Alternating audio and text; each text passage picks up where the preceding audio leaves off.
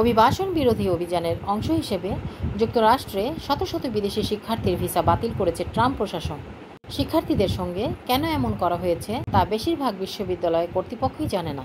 যারা যুক্তরাষ্ট্রে পড়তে যেতে চান, ঝামেলা এড়াতে তাদের এখন থেকেই কিছু নিয়ম মেনে চলা উচিত।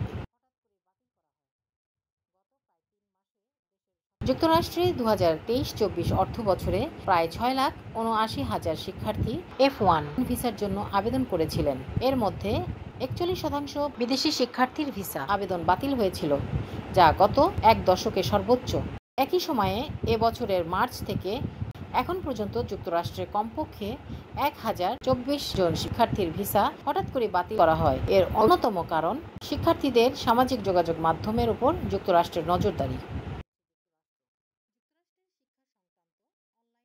United states citizenship and immigration services USCIS নামের একটি নতুন নির্দেশিকা জারি করা হয়েছে, যা মার্কিন হোমল্যান্ড সিকিউরিটি বিভাগের একটি সংস্থা।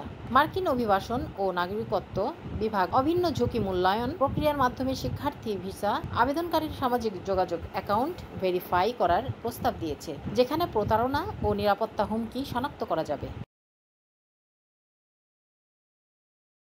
মনে রাখতে হবে, তারা আপনার অনলাইন কার্যক্রম, বিশেষ করে সামাজিক যোগাযোগ মাধ্যমের প্রোফাইলও খতিয়ে দেখছে।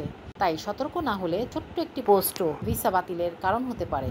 কোনো রাজনৈতিক দলের প্রতি অতিরিক্ত আনুগত্য বা ধর্মীয় বিদ্বেষপূর্ণ বক্তব্য পোস্ট বা শেয়ার করাও বিপজ্জনক হতে পারে। বর্তমান পরিস্থিতিতে, বিশেষ করে ইসরায়েল নিয়ে কোনো বিরূপ মন্তব্য পোস্ট বা শেয়ার করলে তা ভিসা বাতিলের কারণ হতে পারে। ফেক লোকেশন, মিথ্যা পরিচয় বা বিদেশ ভ্রমণের ভুল তথ্য প্রদান সামাজিক যোগাযোগ মাধ্যমে বিপরীত ফলাফল বয়ে আনতে পারে।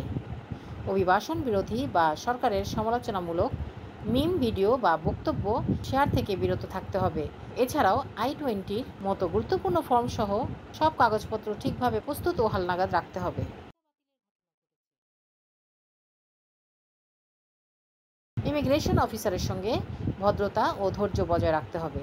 ধৈর্য হারালে পরিস্থিতি আরও খারাপ হতে পারে। স্নায়ুচাপ মুক্ত থেকে স্বাভাবিক ভঙ্গিতে কথা বলা জরুরি। আপনি যদি নিজের কথায় বিভ্রান্ত হন বা অসংলগ্ন আচরণ করেন, তবে তা সন্দেহের জন্ম দিতে পারে। তাই যুক্তরাষ্ট্রে যেতে চাইলে সতর্ক থাকাই ভালো।